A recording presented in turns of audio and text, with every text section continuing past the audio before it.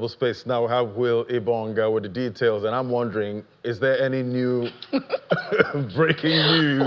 Like it is always at this point. It's always shocking when you think now that I'm on my toes. I don't know what's gonna.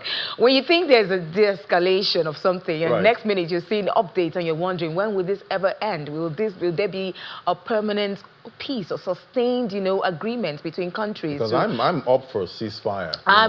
Everyone wants a ceasefire. No one wants. So we saw after that Qatar closing their airport, their airspace, and then reopening it, we saw that this tension easing and all markets, dropping. We saw the stock markets rallying, but right now, yeah, anything can happen at this happening because we're just kicking off right now with news coming in the Middle East. Israel has just accused Iran of violating the ceasefire agreement brokered by the United States less than 3 hours, that's some hours ago, after it came into effect. Israel's defense minister ordered what he calls powerful strikes on Tehran in response. The escalation follows a tense period of back-and-forth attacks, including Iran's earlier missile strike on a U.S. base in Qatar, which prompted Qatar to close its airspace, and shortly after reopened it. Oil prices also fell on the news of the ceasefire. Brent crude is already reacting, now down over 5% to 12% in total. Now, to unpack the economic and geopolitical fallout, we're joined now by Mariette Kasana, Senior Country Analyst, Middle East and North Africa at Fish Solutions. Good morning, Mariette. It's good to have you on the show. Good morning. Thanks for having me. Mariette, we're just seeing just hours ago, Israel ordered fresh strikes on Tehran, accusing Iran of breaking the ceasefire. What kind of market shock could this renewed escalation trigger, particularly for oil and regional currencies? So we think that the shock will be minimal. As we've seen over the past 2 weeks, there was no major panic in the markets. We've only seen temporary spikes in oil prices, and they actually remained in the 70s. And this shows that investors are not factoring in a sharp escalation or broadening of the conflict. And President Trump's response to Iranian strikes on Al Udeid base in Qatar yesterday further eased these concerns about a broader and more prolonged conflict. Another good example that investor confidence was not significantly hit in the Middle East is Egypt. Egypt is highly exposed to shifts in investor sentiment. And since the beginning of the attacks between Iran and Israel, we've only seen limited capital outflows and currency weakening. So, and this is much limited compared to previous round of tensions between Iran and Israel. So in summary, we believe that the impact will be minimal since it will remain confined between Iran and Israel. Okay, you talked about countries in the Middle East or North Africa, like Egypt always being susceptible to shift in investor sentiment. But let's look at the energy space and how they're probably reacting to that. Brent crude is now down over 5%. That's following the news of the ceasefire. But with this current volatility, with this current update that we have of Israel accusing Iran of breaking the ceasefire deal, how might energy markets react to this sudden reversal in tone? So again, we might see some temporary spike in the geopolitical risk premium. So we will see a temporary spike in prices. And this was the case after the US attacks on Iranian nuclear facilities over the weekend. But oil prices are more affected by the fundamentals, by if there is any disruption to supply. And since we now think that the risk of disruption to the Strait of Hormuz, which will affect hydrocarbon supply, has receded, we don't expect there to be a large or a long spike in oil prices. Okay, but from a country perspective, Mariette, how exposed are Gulf states like Qatar and the UAE to prolonged military fallout, both in terms of the economics and politics? So we believe that the conflict will remain contained between Iran and Israel, and this will limit the fallout on GCC countries. So as long as the US remains on the sidelines, GCC countries will be relatively shielded. And why is that? First, if the US does not get involved again, any repeat of attacks on the US bases in the GCC countries is unlikely. And the second option is that any disruption to Strait of Hormuz, which will have a significant economic implication and disrupt the ability of GCC countries to export, is very low. So this will not even impact them. Now, the GCC countries for the past few years, they've been trying to reduce the geopolitical risk premium in order to attract foreign investment needed for their diversification effort. So this might be a prolonged war or a prolonged period of elevated geopolitical risk might be the main channel in which they will be affected. You mentioned earlier that there was no risk of capital flights, that markets are not, investors are not taking their money away so soon. But considering the proximity of the major U.S. assets in that region, in the Middle East, including the Al Udeid base in Qatar, are we likely to see a shift in investor confidence? Or if you said there's no capital flight risk,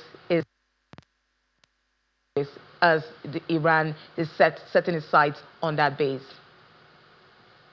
So in the immediate term, we might see some cautiousness among investors and tourists, especially after Iran's attack on the US base in Qatar. But we won't see a panic or severe capital outflows. As I just mentioned above, that a prolonged conflict will keep the geopolitical risk elevated, and this will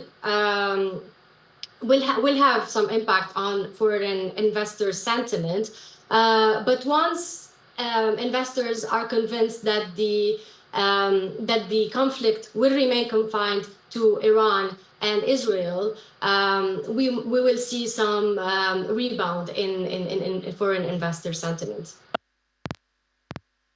This instability could have on trade routes, aviation and shipping through the Gulf, especially after that temporary airspace closure by Qatar. Yeah, so the proximity of GCC countries to Iran and their location in the pathway of the cross-border missiles, we might see some another closure of airspace in these countries. However, that will only be temporary. We can also, since the probability of this tit-for-tat attacks between Iran and Israel remains high, and it might be prolonged, there will be disruption to aviation. But with the risk of a broader conflict now receding and diminished after yesterday's event, we believe that the risk to trade disruptions has also declined. We only think that Iran might opt to disrupt navigation through the Strait of Hormuz in an extreme case as a last resort, because it will actually affect itself and its ability to basically export its own oil as well. What about passenger travel? We've seen that British Airways, suspended flights to Doha. The budget carrier Wizz is also cancelling flights to and from the UAE starting until June the 30th. Is this not going to disrupt, people who are traveling, maybe so for businesses, movements in general? I think the main impact will still be for foreign tourists, so tourists that are not in the that are not from the Middle East. Once we will see again, once there will be more conviction that the conflict will remain confined, we might see a gradual resumption in business travel. But I think that tourism will be the one that will be more affected rather than essential travel and business travel. And so if this 12-day war, Mariette, turns into a longer confrontation, what's your outlook looking at the global energy security and inflationary spillover for Western economies?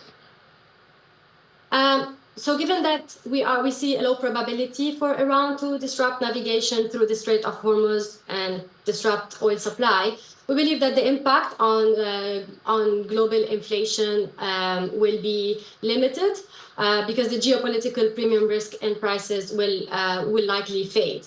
Now, if we take the extreme scenario where Iran is cornered and decide to close the Strait of Hormuz, then the impact will depend on whether the closure is partial or full and for how long it will last. So let's say this happened. If oil prices reach $120 per barrel or $150 per barrel, we might see an increase in global inflation by about 1.2 to 1.8 percentage points. And the surge in energy prices will erode households' purchasing power. We will see weaker global economic prospects, so a weaker global growth. And these factors will also it will weigh on the policymakers. So we are all aware that so many global central banks are currently cutting interest rates. So if we see an increase in inflation because of higher oil prices or higher shipping costs, then they might pause this monetary easing cycle, or they might even hike if inflation spike beyond expectations. Oh, definitely keep watch of that. Thank you so much, Mariette Kasana, Senior Country Risk Analyst, Middle East and North Africa, Fitch Solutions, for joining us on Business Morning. Thank you. So that was Maria Kasana with Fitch Solutions. We'll keep watching the sentiments in that region, from disrupted energy flows to possibly central bank decisions following inflation, possibly inflation hikes because of due to high prices as well. But Ladi, looking at all that is happening now and U.S. involvement in this, is where she's mentioned that if the U.S. stays away from this conflict, possibly we'll see maybe a ceasefire coming in and sustained ceasefire. But if the U.S. keeps getting involved, I think it's just going to make this problem escalate even further, because I don't think Iran and U.S. are good buddies right now. I guess it's a wait and see at this point. Thank you so much, Will, there for the details. And we'll definitely bring you up to date on what's playing out with those markets that we track later on at 1 p.m. Thank you for watching Business Morning. I'm Ladi Williams. Bye for now.